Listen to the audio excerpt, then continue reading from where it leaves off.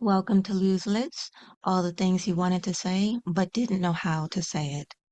Today's topic is on Judge Clarence Thomas. Well, well, well, oh, what a web we weave when we set out to deceive.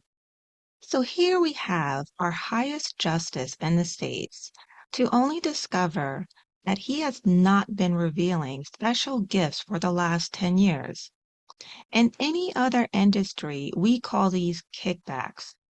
It doesn't matter that he does not see them as gifts, as he is considered a friend and has been for a very long time.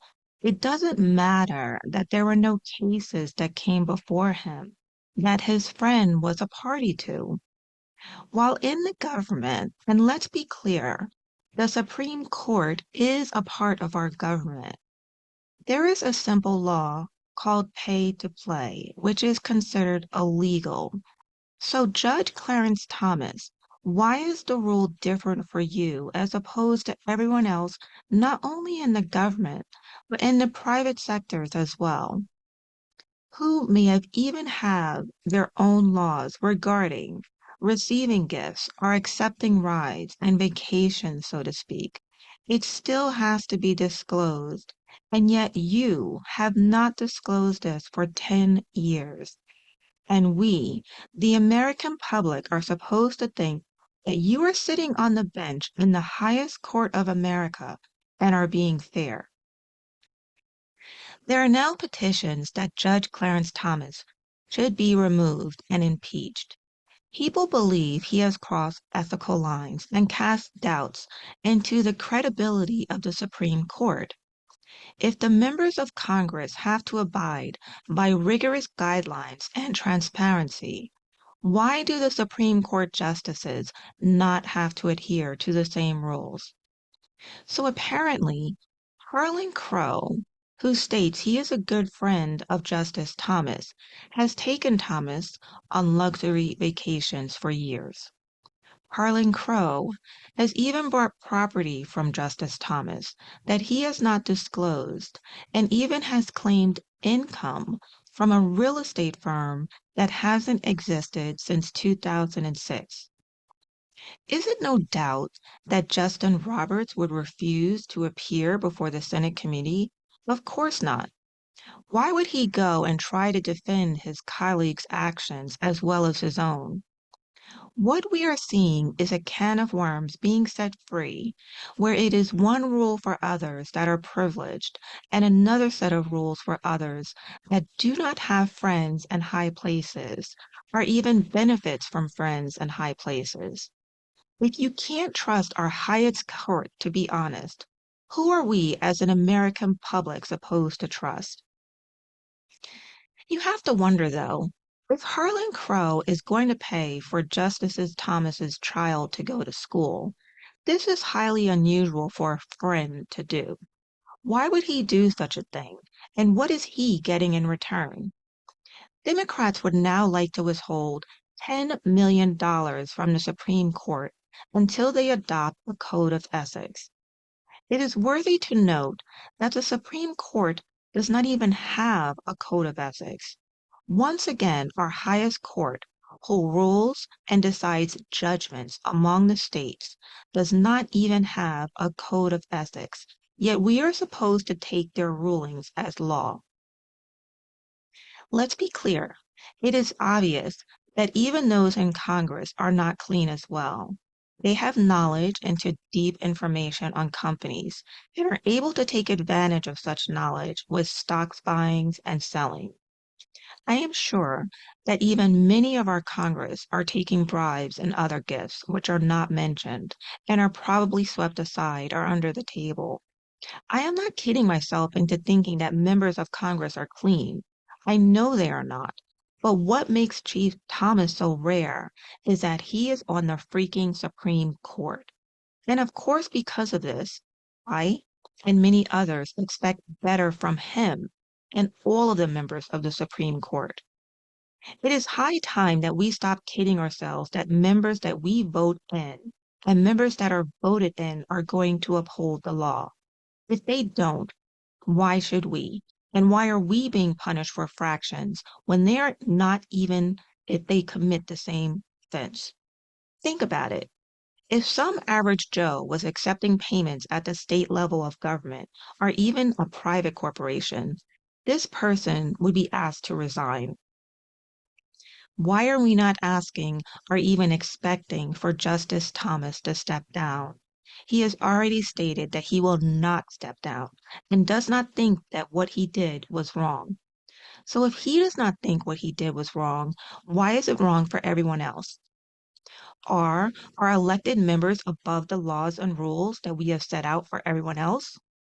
Is it right that they have separate rules from the people that actually voted them in? There will come a time when this will be played out in court. What is to stop the next person who is asked to resign in a private corporation or state and local government for not challenging their dismissal based on the actions of Justice Thomas? And why should they not be given the same amount of leeway that we are apparently giving Justice Thomas? After all, what goes around comes around, and if it is good enough for Justice Thomas, it should be good enough for the rest of us. Why is there not a code of conduct for the justices of our esteemed Supreme Court? There are now indications that Justice Thomas's wife, Jenny, was paid from Leonard Leo of the Federalist Society through Kellyanne Conway in support of only conservative appointees to the Supreme Court. It should be noted that Jenny was a very active participant in Stop the Steal, and Justice Thomas was the only justice to vote to support a bid to block the committee investigation into Trump for the Capitol insurrection and his records. So think about this. The average citizen goes before a court of law, or whatever charges are against them. They appear for a judge and are sentenced. That person goes to jail for whatever crime they committed. Their reputation is tarnished. They now have a record on file in whatever they may do for the future. But suppose this person wanted to appeal, and they appeal to a higher court, and then a higher court, until it reaches the Supreme Court. Now, you have a situation where a person is trying to prove their innocence to the highest court in the states, and you have members who sit on this court who are not clear of crimes themselves. Where is the justice in that? The Senate Finance Committee now wants a list of all the gifts that Harlow has given Justice Thomas. And guess what? Harlow refused. His reason being, and I quote, "The Supreme Court has explicitly stated that Congress has no authority to engage in law enforcement investigations or to conduct investigations aimed at exposing citizens' private affairs for the sake of exposure." Really? Are you serious? So now we have no justification or even authority to figure out if these gifts, as he so states, were illegal and out of the ordinary? Where is the checks and balances on our own governing body? And why does it not apply to the Supreme Court? This is insane.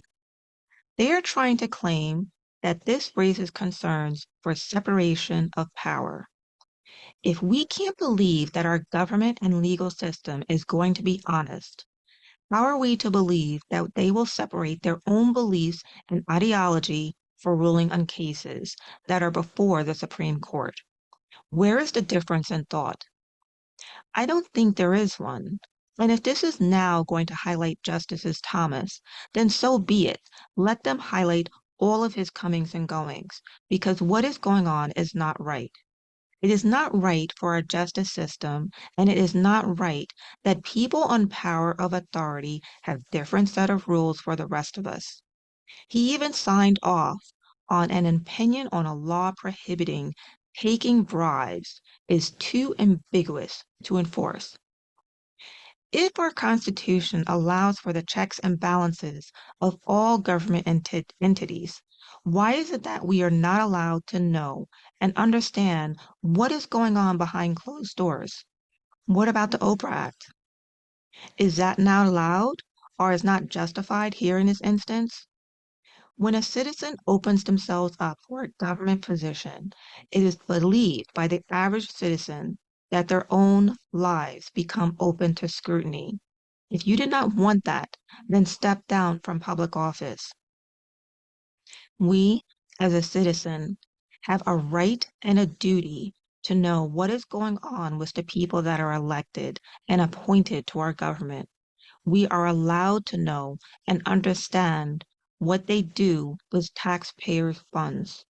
We have a right to see where our funds and dollars are going, and we have a right to know and understand that people who we elect and are appointed are going to be honest and fair. If we find out that they are not, then it is only right and correct that they give up their public position and open it up to someone that would be more willing to let us in and see behind closed doors. Thanks for listening to Lose Lips. Until next time.